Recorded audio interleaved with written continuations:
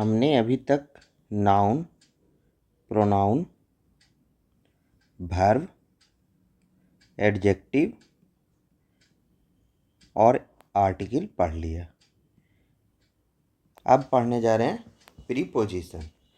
तो अगर आप ध्यान देंगे तो सब कुछ नाउन से ही रिलेटेड है। नाउन को रिप्लेस करें तो प्रोनाउन हो जाएगा, नाउन कुछ एक्शन करे तो वर्ब हो जाएगा, नाउन को अगर डिस्क्राइब करे तो एडजेक्टिव हो जाएगा, और नाउन के आगे अगर डिफिनिट उसको करे तो द लगेगा, या एक है तो ए एन लगेगा। अब देखते हैं कि प्रीपोजिशन में क्या है, क्या यह भी नाउन से ही रिलेटेड है। तो preposition, words that show us या टेल अस द पोजीशन या मूवमेंट ऑफ नाउन। देखिए यहाँ भी नाउन, पोजीशन या मूवमेंट, कहाँ पे पोजीशन कर रहा है या क्या मूवमेंट कर रहा है, उसको क्या कहते हैं, प्रीपोजिशन कहते हैं। तो अगर आप इंग्लिश ग्रामर को अच्छा करना चाहते हैं तो आप जितना ज़्यादा क्वेश्चन बनाइएगा और जितना ज़्यादा एग्जाम्पल देखिएगा उतना ज़्यादा आपका इंग्लिश अच्छा हो जाएगा। क्योंकि सिचुएशन वाइज बहुत सारा इसमें क्या रहता है, ड्रॉबैक रहता है। सिचुएशन वाइज चेंज हो जाता है। कहीं एब्स्ट्रैक्ट नाउन को समझना बहुत मुश्किल है, उस पर हमेशा ध्यान दिया कीजिए कि एब्स्ट्रैक्ट नाउन कैसे है।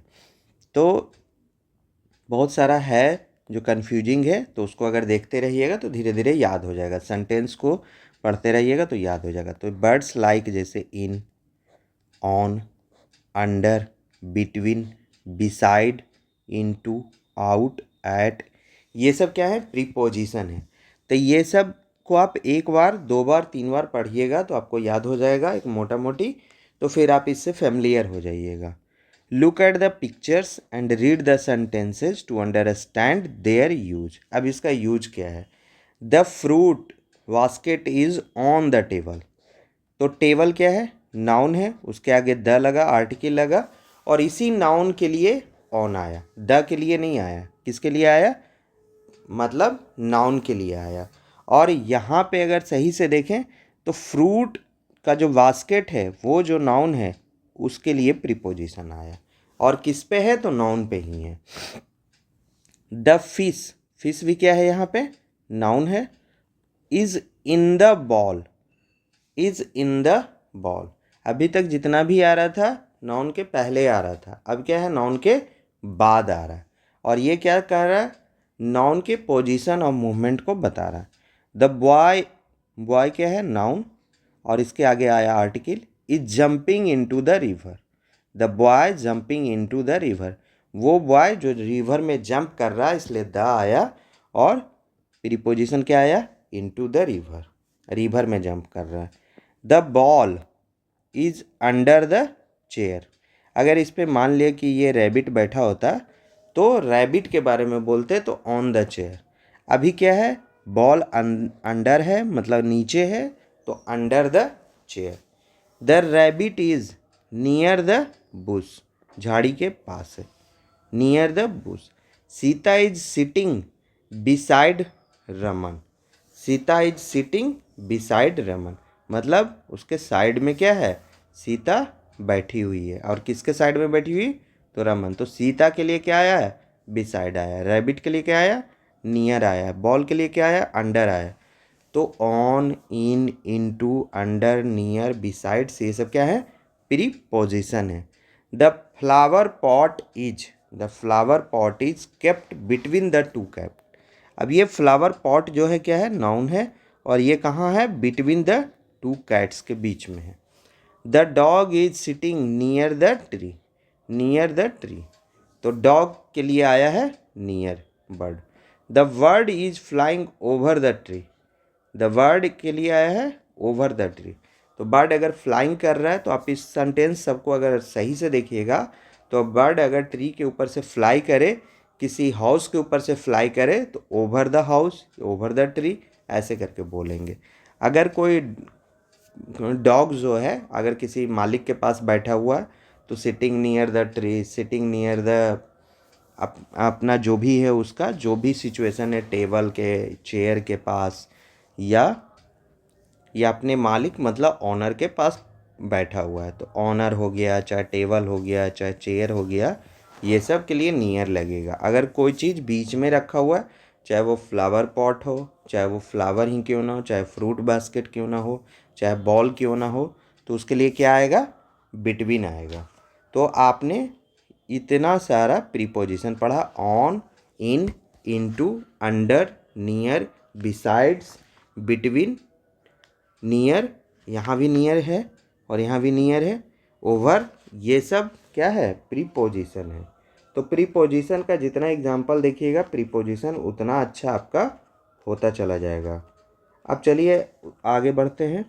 तो ये क्वेश्चन दिया है, तो क्वेश्चन कह रहा है choose the correct option to fill in the blank. The ball is the dog.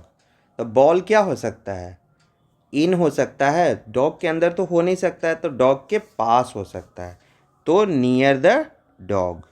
ठीक है, जैसे बुश के नियर क्या था, रैबिट था।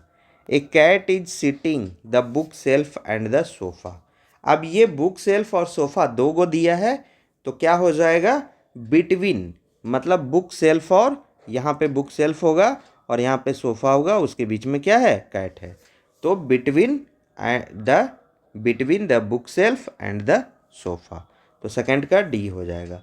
The pencil are box, box में होगा, बॉक्स में ही पेंसिल रखते हैं सारे बच्चे, तो बॉक्स में होगा, तो इन द बॉक्स, तो यहाँ हो जाएगा in the box. The clock is, clock कहाँ रहता है, अगर आपको नॉर्मल जानकारी हो तो क्लॉक कहाँ रहता है, टेबल के ऊपर रहता है, तो ऑन द टेबल, तो ऑन हो जाएगा इसका answer. An eagle is flying, अब फ्लाइंग कर रहा है और ईगल है, तो वो क्या करता है, अगर ईगल को आपने देखा तो बहुत ऊंचा पे फ्लाइंग करता है, तो वो क्लाउड से भी ऊपर चला जाता है, तो an eagle is flying over the clouds, तो यहाँ पे हो जाएगा over.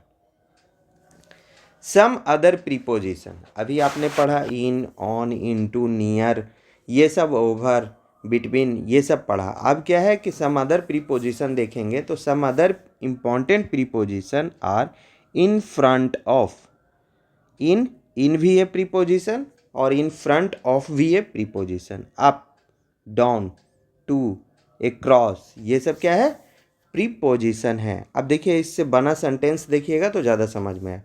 The girl is standing in front of her car, अपने कार के आगे क्या है, वह खड़ी है, या नियर द कार भी हो सकता था, standing in front of her car होगा यहाँ पे। The boy is climbing up the stairs, अगर वो कोई कहीं चढ़ रहा है तो बॉय क्या कर रहा है, स्टेयर पे चढ़ रहा है, सीढ़ियाँ चढ़ रहा है। The dog ran across the road, हमेशा डॉग क्या करते हैं, जब भी अपने को जान बचाने के लिए भागते हैं और रोड को बहुत तेज़ी से क्रॉस करते हैं। Seema gave a card to her teacher, Seema ने क्या किया है, एक कार्ड दिया अपने टीचर को, तो टू लगेगा। The girl is sliding down the slide, तो यहाँ डाउन कर रही है, यहाँ पे अप हो रहा है, यहाँ पे क्रॉस हो रहा है, और ये क्या कर रही है, कार्ड टू हर टीचर दे रही है, इन फ्रंट ऑफ कार खड़ा है। तो इस तरह से अदर प्रीपोजिशन हमने देख लिया। तो हमने प्रीपोजिशन बहुत सारा देख लिया, इन, ऑन, एट, नियर, इनटू, है ना। तो इस तरह से आपको इसको याद करना है। अब नया प्रीपोजिशन क्या है, in front of, up, down, to, cross, across. तो इस तरह से गिव दिस पेपर, अब गिव दिस पेपर कह रहा है, तो किसको, पेपर, जैसे कि अगर आपको ये सब सेंटेंस अगर थोड़ा भी ध्यान में रहेगा तो आप देख सकते हैं कि कार्ड किसको दिया गया, टीचर को दिया गया, तो टू लगा, तो यहाँ पेपर किसको दिया जाएगा, टू मी, तो टू लगेगा, तो यहाँ पे ए हो जाएगा। There is a tree at the temple दिया है, देयर इज अ ट्री, अब ट्री क्या है, क्या होगा, टेम्पल के इन होगा, ऑन होगा, नहीं होगा, ये सब। टू होगा, डाउन करेगा, अप करेगा, नहीं करेगा, इन फ्रंट ऑफ टेम्पल होगा, मतलब कि एक पेड़ है जो टेम्पल के आगे क्या है वो। The monkey climbed the tree, तो क्लाइम्ड अगर कर रहा है, जैसे स्टेयर पे चढ़ रहा है, तो अप द ट्री, तो क्या हो जाएगा इसका, बी हो जाएगा option. The ball is sliding, the ball is sliding, अब बॉल स्लाइड कर रहा है, तो क्या होगा, डाउन द स्लोप, स्लोप है तो डाउन होगा, तो इसलिए डाउन होगा, sliding down the slope. A girl ran, अब ये रैन कर रहा है, तो जैसे डॉग रैन कर रहा था अक्रॉस द रोड, अब ये स्ट्रीट के क्रॉस क्या करेगी, दौड़ेगी, तो यहाँ पे हो जाएगा एक क्रॉस। तो इस तरह से नया प्रीपोजिशन का भी एग्जाम्पल देख लिए और हमने और भी प्रीपोजिशन देख लिया। अब एक्सरसाइज अगले हम वीडियो में बनाएंगे। तो आपको एकदम याद कर लेना है प्रीपोजिशन में। अभी आपके लिए क्लास 2 के लिए इतना ही काफ़ी है। मैं तो बोलूँगा क्लास 2 कभी भी आप बुक से पढ़ने का प्रयास कीजिए, थोड़ा बहुत पढ़िए, यूट्यूब वगैरह से क्लास 2 के बच्चे नहीं पढ़िए। गार्जियन के लिए मैं बनाता हूँ कि गार्जियन को अगर नहीं आता है, अपने बच्चे को नहीं पढ़ा पा रहे हैं, तो वो थोड़ा देख लें और समझ लें और अपने बच्चे को खुद से ही पढ़ाएं।